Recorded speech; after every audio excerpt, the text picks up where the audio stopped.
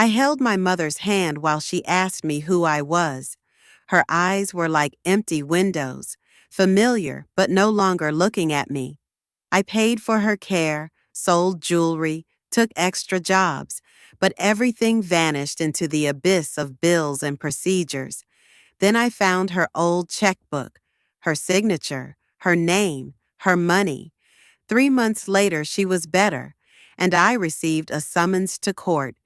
What is worse, stealing from your mother or letting her die in debt? If this story resonated with your soul, click subscribe and let me know in the comments which city or country you're listening from. I'm truly curious to know where you're tuning in from. My name was Rachel Bennett.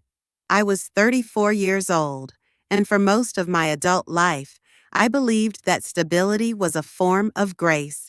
I worked as an administrator at a small private school in Montclair, New Jersey, a quiet place where the mornings smelled of chalk and disinfectant, where parents spoke in polite, hurried tones, and children ran in carefully supervised bursts of joy.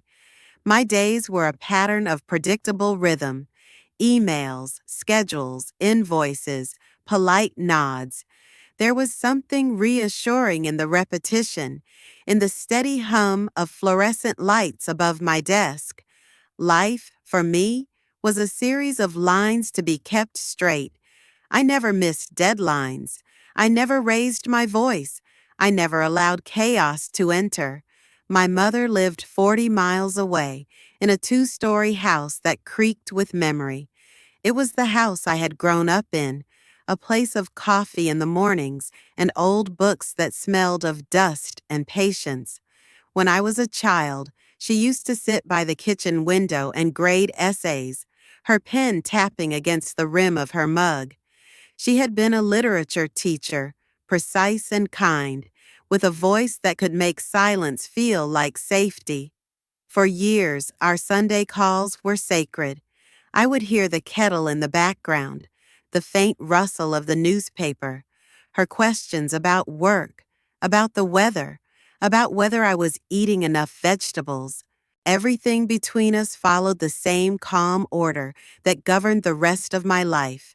The first sign that something was wrong came one winter morning when she called me by my aunt's name. I laughed it off, told myself she was distracted. Then she began forgetting small things: the grocery list, her neighbor's name, whether she had paid a bill. At first, I wrote it down to age, to loneliness, to the blur of too many quiet days in that empty house. But as the months passed, the confusion grew like a shadow. One evening, she told me she couldn't find her way home from the supermarket. Another night, she left the stove on and fell asleep. I found the kitchen the next morning, filled with the burnt smell of what could have been disaster. When the doctor said the word dementia, it felt like a verdict, not a diagnosis. The word itself was heavy, clinical, irreversible. I remember the sterile white of the hospital room, the soft whir of machines, the way my mother's eyes wandered over the doctor's face as if searching for a familiar word she couldn't find. I sat beside her, nodding, as if understanding could make any of it less cruel. That evening, I drove home in silence, watching the dark blur of the interstate lights and thinking that maybe this was the real beginning of her leaving. Not death, not absence, but the slow erasure of everything that once defined her. I quit my job 2 weeks later. The school principal shook my hand and told me I was doing the right thing. That family came first. I smiled and nodded because that was what people expected. But inside, I felt as though I was packing away my identity into cardboard boxes labeled temporary. I moved back into my mother's house at the end of February, when the snow still clung to the curbs, and the air carried that peculiar stillness that only winter knows. The house had changed, or maybe it was me who had. The kitchen was smaller than I remembered, the walls closer, the silence thicker. The bookshelves were still lined with her favorite authors, Woolf, Austen, Baldwin, but now their spines were coated with dust. The smell of coffee had been replaced by antiseptic wipes and the faint metallic scent of pills. Every surface bore traces of routine and decline. Pill organizers on the table, medical forms on the counter, post-it notes with reminders written in trembling letters. Feed the cat. Take 8 p.m. meds. Don't open the door. Each morning, I helped her get dressed, spoon-fed her oatmeal, turned on the television to a channel she no longer followed. She often spoke to the air, sometimes calling out for people long gone. Her students, her brother, my father. Her voice would rise, uncertain, and then fall back into silence. There were moments when she would look at me, studying my face as though trying to remember where she had seen it before. Those were the moments that broke me in quiet, invisible ways. I told myself that it was temporary, that with medication, with structure, she might stabilize. But the truth settled in slowly, like fog creeping under a door. She wasn't coming back. Nights were the hardest. The house would go still after 9, and I would walk through the rooms, turning off lights, checking doors, listening to the old pipes groan. Sometimes I would find her awake, sitting in the living room in her robe, staring at the television that wasn't on. Her hands trembled slightly in her lap, and her eyes reflected the lamplight, but not recognition. I would guide her back to bed, cover her with the blanket she had crocheted years ago, and watch her drift into a shallow, restless sleep. In the hours that followed, I often sat alone in the kitchen, the refrigerator humming behind me, and thought about how easily life can narrow down to the rhythm of someone else's breath. I missed my job, the small talk with teachers, the sound of children laughing in the hallways. I missed having a future that felt like mine, yet I couldn't imagine being anywhere else. The guilt of wanting more felt like betrayal. Weeks passed, spring came, hesitant and gray. The trees outside the window began to bloom, but inside the house, time seemed suspended. My mother's decline followed its own logic, good days and bad, brief flashes of clarity that dissolved into confusion. Sometimes she would hum old songs without remembering the words. Other times, she would accuse me of moving her things, of being a stranger who had entered her home. I learned to absorb her fear without argument. I learned to smile even when her eyes turned wary. I learned that love, stripped of recognition, becomes something quieter, more painful, and yet strangely purer. The neighbors stopped by less often. My friends texted, called, and eventually stopped asking when I would return to work. I told everyone I was fine. That word became a kind of armor, thin but familiar.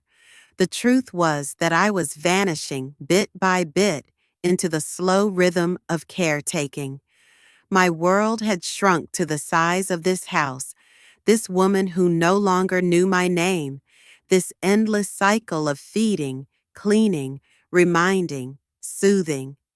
On the days when she napped, I sometimes wandered through the rooms, touching the things she once loved. The porcelain figurines on the shelf, the yellowing photos on the wall, the faint outline of her handwriting on a grocery list. Each object felt like a relic from another life. The house seemed to breathe differently now, as if mourning the echo of its former warmth. I thought about how strange it was that a home could be so full of memories and yet feel entirely hollow. By late summer, the silence had taken root. It filled every corner, every pause, every breath. Even the ticking of the kitchen clock seemed muffled. I realized then that this was not just her illness. It was our shared exile from the life we once knew. She was trapped in a mind unraveling from within, and I was trapped in a devotion that had no end, no applause, no visible result. I began to understand that love, in its truest form, is not about recognition or gratitude. It is about endurance. It is about sitting in a darkened room, holding the hand of the person who no longer knows you, and staying anyway. I lived in that house where silence had become a language, where time folded in on itself, where every heartbeat was both a promise and a farewell. And though I never said it aloud, I knew that the woman I cared for was both my mother and a stranger, that the home I had returned to was both sanctuary and prison, that my life, once so carefully arranged, had dissolved into a single, unending moment, a moment suspended between memory and loss, between duty and love, between who I had been and who I was becoming. At first, I tried to do everything by the book. I called the social workers, filled out the forms, waited on hold with government offices that transferred me from one department to another. Every voice on the other end sounded detached, apologetic, mechanical. They all promised to get back to me. No one ever did. The bills, however, arrived right on time. Medical equipment, nurse visits, home care, prescriptions with names that sounded like riddles. The money disappeared faster than I could account for it. I had savings, but they thinned out quickly, like paper burning at the edges. I sold the gold necklace my father had given my mother on their anniversary. I sold my car, then her old piano, the one she used to play when I was a child. I told myself that it was temporary, that help was coming, that the system existed for people like us. But the truth was simpler. We were invisible. Each morning began with the same ritual, me at the kitchen table, calculator in hand, trying to make numbers behave like mercy. Rent, utilities, food, medicine. There was never enough. I took part-time shifts at a local grocery store, scanning barcodes and pretending not to hear the pity in the customers' voices when they recognized me as the woman who used to work at the private school. Sometimes I stayed late to mop the aisles just to earn an extra $30. At night, I would walk home beneath streetlights that hummed like old thoughts, counting how many days until the next bill was due. The stress settled in my body like sediment. My back ached, my vision blurred, my chest felt tight every time the phone rang. I started to wake up at odd hours, gasping from dreams I couldn't remember. The mirror in the hallway became a stranger's face, tired eyes, unwashed hair, the faint tremor of someone always waiting for something terrible to happen.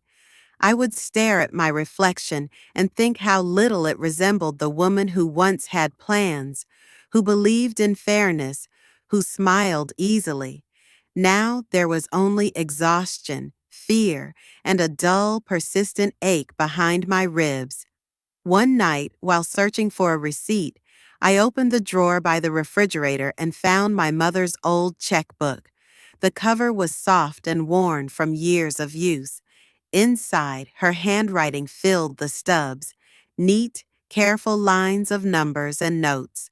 For a moment, it felt like she was still here, still capable of handling her own life. I held the checkbook in my hands, feeling the weight of it, the ghost of her authority lingering in each letter. I told myself I was only looking, only remembering, but the thought arrived quietly, like a whisper I pretended not to hear. There was money in that account. Enough to make the phone stop ringing, at least for a while. I put it back in the drawer. I closed it. I told myself that it wasn't mine to touch. I even laughed at the absurdity of the idea, as if moral clarity could be restored through humor. But the thought stayed. It hovered in the air while I washed dishes, followed me as I folded laundry, echoed in the silence when I tucked her into bed. It wasn't greed, it was the sound of desperation taking shape, the voice of survival dressed in rational words. The next week, the nurse called to say that my mother's insurance wouldn't cover the new medication. I sat at the kitchen table with the bill in my hands, feeling a slow panic spread through me. I called the insurance company, and after 40 minutes on hold, they explained that her coverage didn't include experimental drugs. I hung up. The checkbook drawer was only a few steps away. The air around it seemed charged, waiting. I remember standing there, staring at it, the refrigerator humming beside me, my hands cold despite the heat of the room. When I opened the checkbook again, I could smell the faint trace of her perfume, long faded but still there, like a memory refusing to die. I sat down with a pen and tried to write her name.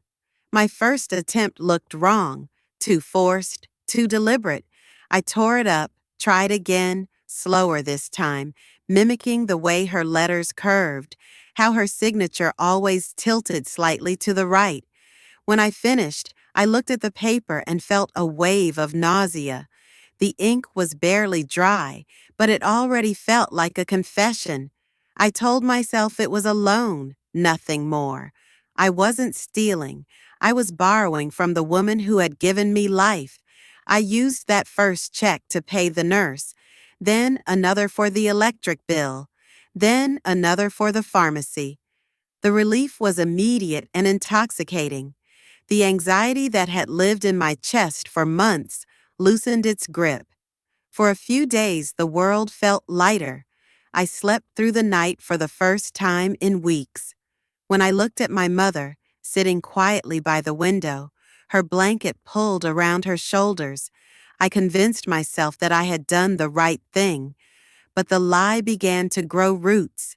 Each time I filled out a new check, my hand shook a little less. I told myself that it was only temporary, that as soon as the paperwork for her guardianship came through, everything would be formalized.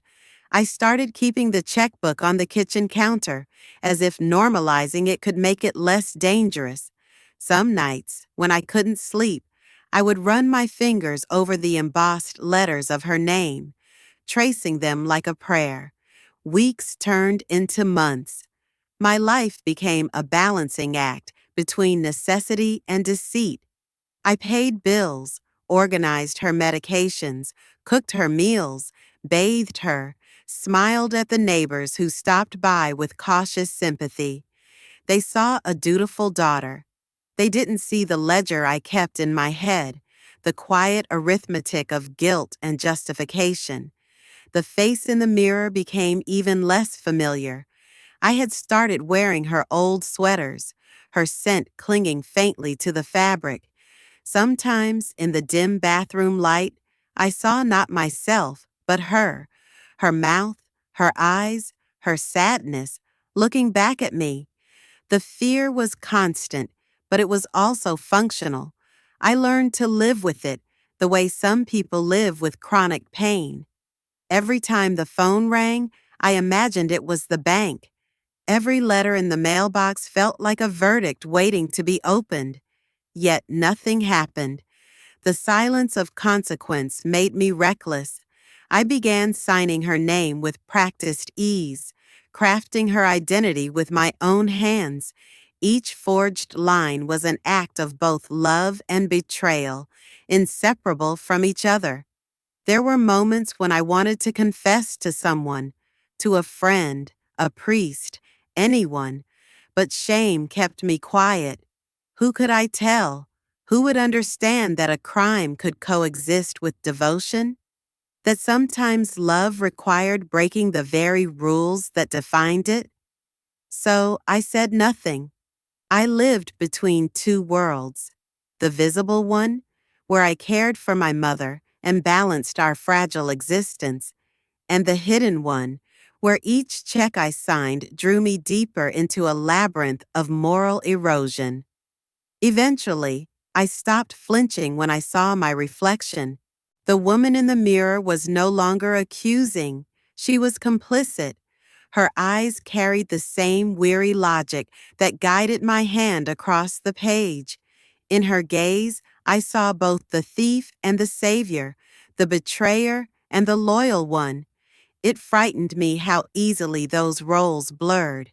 The days bled into each other. The calendar lost its meaning. There was only the cycle of bills, medicine, meals, and silence. And through it all, the faint ticking of the clock in the kitchen reminded me that time was moving, even if everything else stood still. I told myself that one day I would stop, that I would find another way, that I would pay it all back.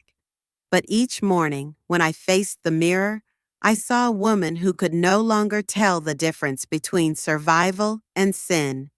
The reflection smiled faintly, as if amused by my hesitation. It was her face, and yet not hers.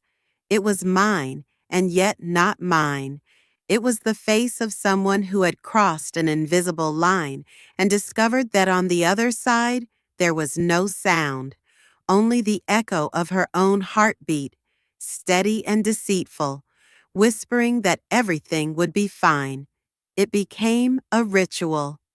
Each month, I pulled the checkbook from the drawer beneath the microwave, the one where old warranty papers and expired coupons used to live. The space now held only two things: the checkbook and the fear that curled tightly around it like a second skin. I always closed the kitchen blinds first. Then I made tea. The same mug, the same pen, the same square of silence wrapped around my shoulders like a shawl. I had become meticulous. Before each signature, I studied the letters of her name, how her M looped gently before sloping downward, how the A tilted ever so slightly to the right. I practiced on scrap paper with a kind of reverence. It wasn't forgery, not in my mind. It was something quieter, more tragic, more complicated. I thought of it as channeling. Her hand through mine, her will stretched across time and ink. She would have done it herself if she could. That was what I told myself over and over, like a psalm. The first few times, I felt the tremor in my hands as I wrote, but repetition numbs. Eventually, my wrist stopped trembling. The checkbook became just another household tool, like a spoon or a sponge. It lived where it needed to live.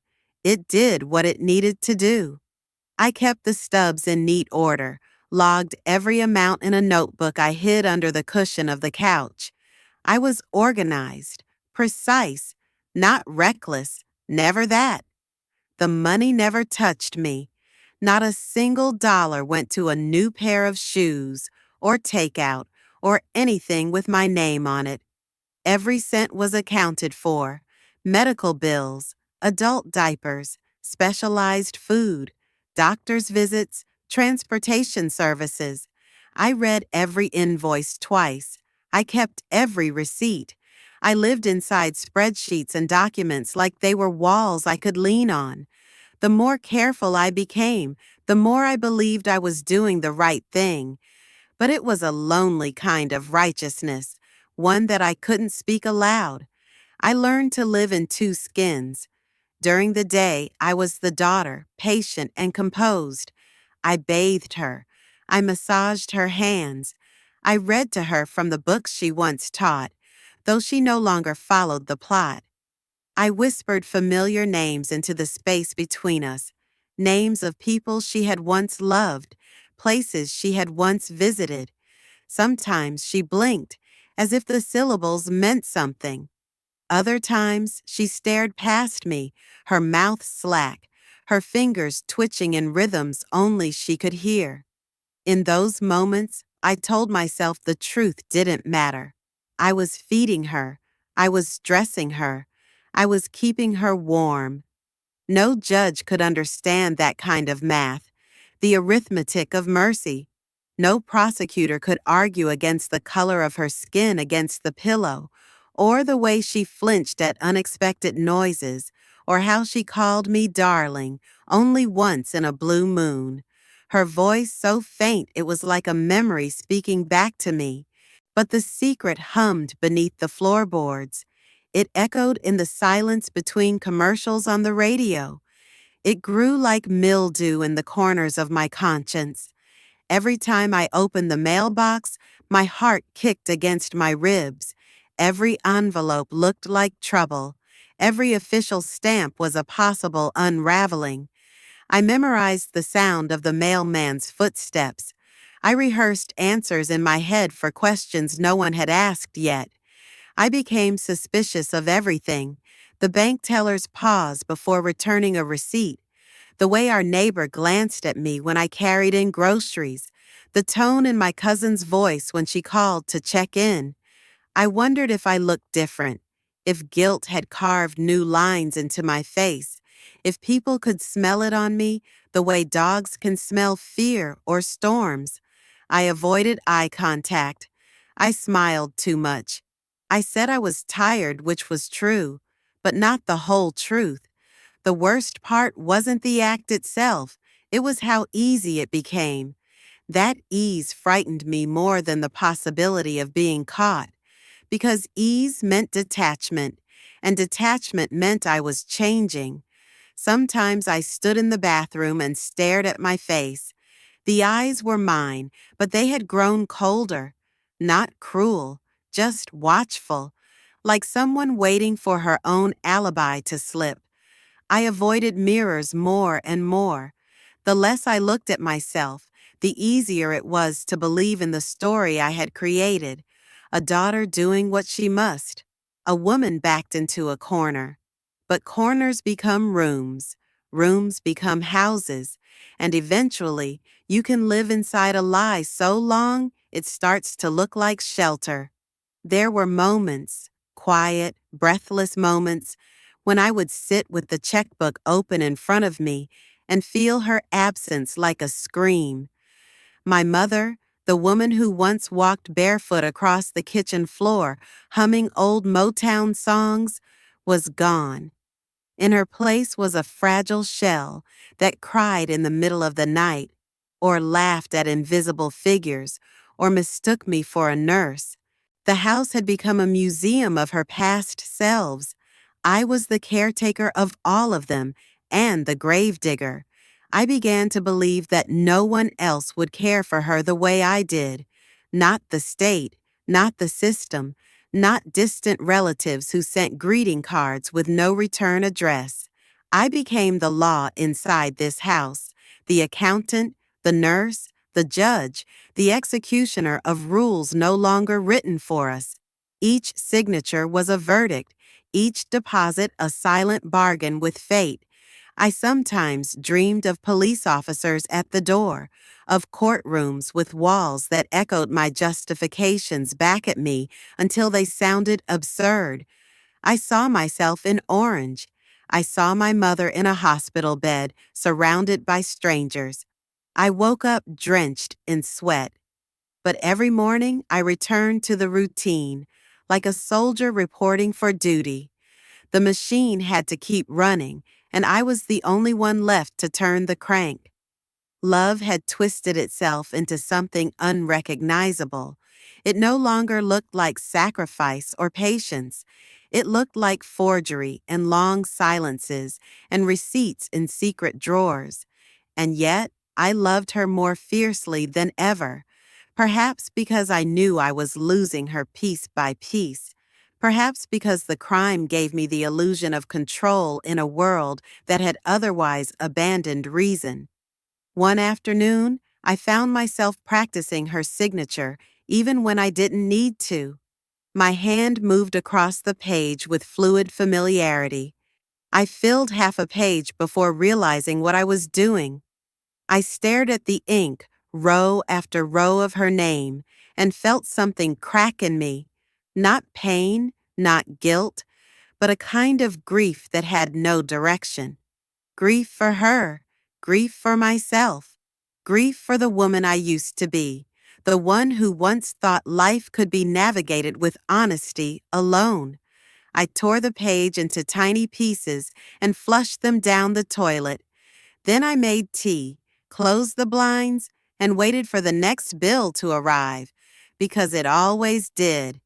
It was a Thursday. The sky was pale, brittle, the kind of color that made you squint without realizing it. I remember the way the morning felt, thin, sharp, as if the air itself had been pared down to its bones. I came home from my shift at the pharmacy, where I'd been restocking shelves and folding paperwork for the last 8 hours.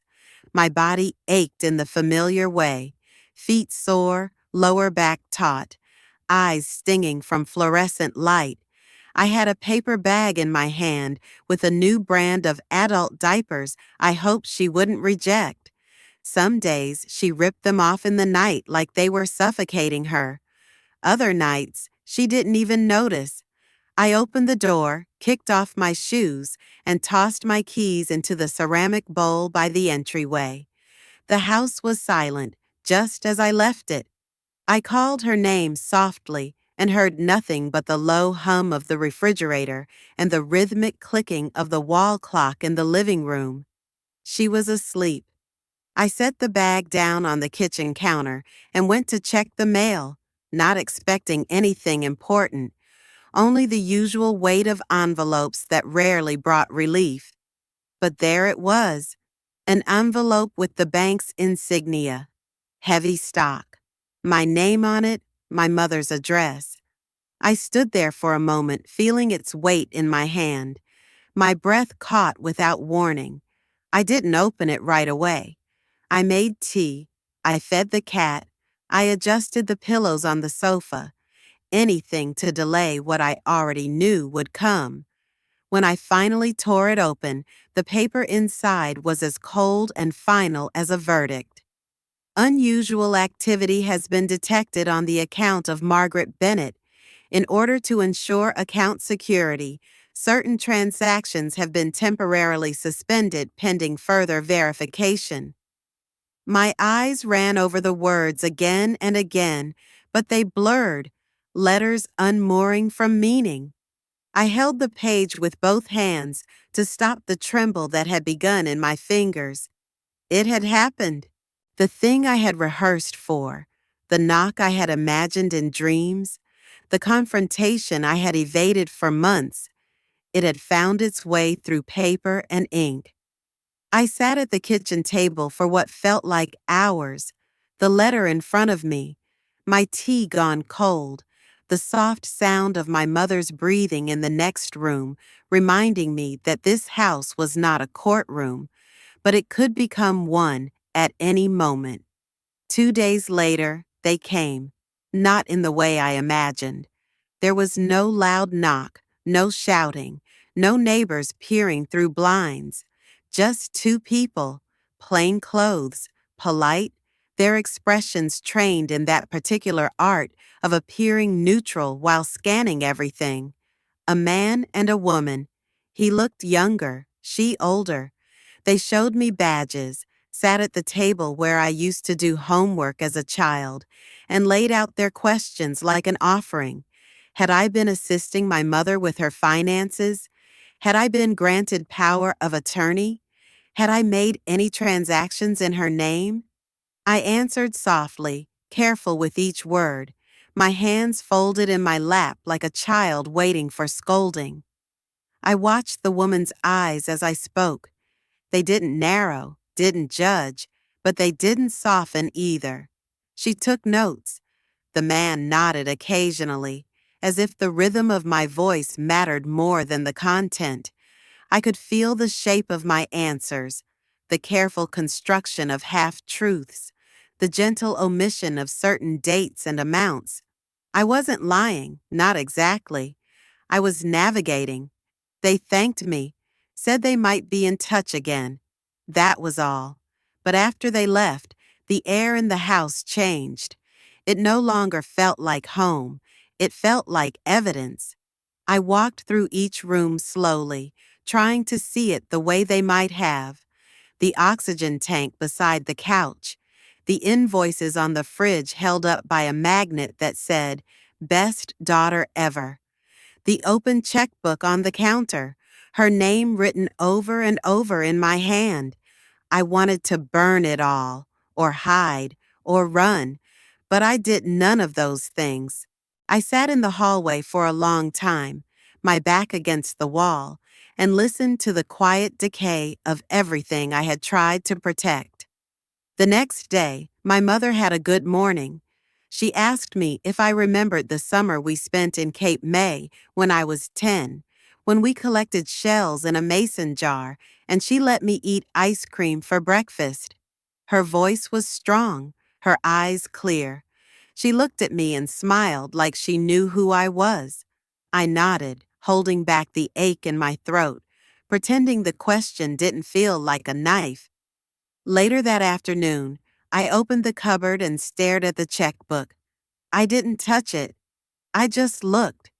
I thought about how many times my hand had hovered over it, the way my name had vanished behind hers, the way good intentions could rot under the wrong light. That evening, I called the lawyer whose number I had written on a napkin months ago and never dialed. I told him everything, or at least enough. His voice was calm, deliberate. He said there would be consequences, but that the context mattered. He said I wasn't the first. He said compassion and legal gray areas and mitigating circumstances. I hung up feeling no better. The following week, another letter came. This one thicker, official, from the Department of Financial Crimes. An investigation had been opened. I was being reviewed for fraud, misappropriation of funds, possible identity falsification. The words bled from the page like ink in water, spreading through my thoughts, staining every breath. I folded the letter and slid it into the back of the drawer with the checkbook. I closed the drawer and leaned against the counter, trying to breathe. In that moment, I saw myself clearly, not as the protector, not as the savior, but as the woman who had crossed a line no one saw until it was too late. I had told myself I was saving her. I had built my guilt into a throne of justifications. I had worn sacrifice like armor and told myself it made me holy. But goodness, real goodness, does not need to disguise itself. That night, I lay in bed listening to her murmuring in the next room, fragments of dreams or memories falling from her lips like feathers. I turned toward the wall and pulled the blanket to my chin as if it could shield me from the growing weight of my choices. I had meant well, that was the truth. But the law didn't measure meaning. The world didn't weigh hearts. And even if it did, I wasn't sure anymore if mine would tip the scales in the right direction. The courthouse was colder than I expected, not just in temperature, but in feeling. Everything about it was polished and impersonal. Long hallways that smelled faintly of lemon cleaner and despair, chairs that screeched when you moved, security guards with eyes that slid right through you. I had never been in a courtroom before. I had passed the building countless times on my way to work, back when life moved in straight, dependable lines. I never imagined I'd one day walk through its doors as the accused. I arrived early, too early. I sat in a plastic chair outside the courtroom, my coat draped across my knees, fingers clenching and unclenching around the fabric. I had brought documents, care plans, medical records, receipts, even letters from the few nurses who still remembered us. But they felt useless in my hands. My lawyer sat beside me, flipping through a manila folder without speaking.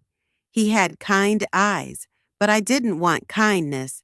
I wanted someone to say this was all a mistake. I wanted someone to rewind time. When they called my name, it didn't feel like they were talking to me. It echoed in the hallway like an announcement for a stranger. I stood up too quickly, knees stiff, heart pounding. I walked through the door into the courtroom and felt every eye turn toward me. There were only a handful of people, but the silence made their stares feel enormous. The room itself was unremarkable. Wood-paneled walls, rows of benches, an American flag drooping slightly in one corner. The judge sat high, the prosecutors to the side, a court reporter tapping quietly at her keyboard. It felt sterile, distant, like being inside a fish tank, all eyes on me, but no sound breaking the glass. They read the charges: fraud, forgery, unlawful use of a financial instrument. Each word struck like a note on a broken piano, off-key, jarring, ugly. The prosecutor stood and spoke in measured, formal tones. He used phrases like willful deception and exploitation of an elderly dependent. He described checks I had written, dates, amounts, a narrative built from transactions. He never used my name. I was the defendant, a woman reduced to actions and omissions, stripped of context. The way he said forged signature made it sound like violence. The way he said intent ignored the nights I held her hand as she cried without knowing why. I watched his mouth move, and all I could think about was how little he knew of our life, of the silences, the sacrifices, the small invisible choices I made each day. My lawyer stood next. He spoke quietly, gently. He presented the timeline: my resignation from work, the decline of my mother's mental state, the failed attempts to gain legal guardianship. He emphasized the lack of personal gain, the singular use of funds for her care. He used words like compassionate context, bureaucratic failure, and moral complexity. But I knew his voice was too soft. This was not a place that spoke the language of nuance. The judge asked questions, a few, precise, tired. His eyes rarely lifted from the papers in front of him. I answered when asked. My voice shook but didn't break. I tried to keep it steady, to sound composed. But every word I spoke felt hollow, like trying to explain a dream to someone who wasn't there. Behind me sat a few people, strangers, court staff, maybe another defendant's family. No one I knew, no one who had seen me change bedpans or write checks in the middle of the night with tears I wouldn't let fall. No one who had smelled the antiseptic and microwave dinners that defined our kitchen for the last year of her life. The prosecutor closed with a statement about boundaries, about how love cannot excuse illegal action, about the importance of deterrence. His voice was calm, his suit well-fitted, his words sharpened by experience. He never once acknowledged that love is sometimes messy, desperate, a creature with teeth. The judge recessed for deliberation. I sat in the hallway again, staring at the floor tiles, counting the cracks. My lawyer tried to speak to me, but his words slid past me like wind. I could only hear the faint ringing in my ears, the sound of my name, not as I had known it, but as it was now stamped in files and court records. When they called us back in, my legs felt too thin to hold me. The courtroom looked the same, but something in the air had shifted. The judge spoke. The verdict was not prison, conditional probation, a fine mandatory community service, a permanent mark on my record. The words landed like snow, quiet, suffocating, irreversible. I nodded. I thanked the court. I gathered my papers as if they still meant something, as if paper could explain pain, as if paper could hold love. As I walked out of the courtroom, I realized no one had asked me the only question that mattered. No one had said, "Did you do what you did because you were trying to save her?"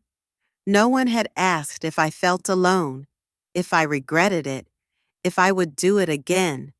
The law had measured my crime, not my grief. Outside, the sun was sharp and indifferent. Cars passed. A man laughed into a phone on the corner. The world had not changed, only I had. I walked to the bus stop and sat on the bench. The verdict echoed in my chest. Not the words, but the weight. Not the punishment, but the silence that followed. It wasn't justice, it was a transaction, a calculation of damage, a ledger entry in a system that couldn't see my mother's face or mine. And in that moment, I understood what punishment really meant.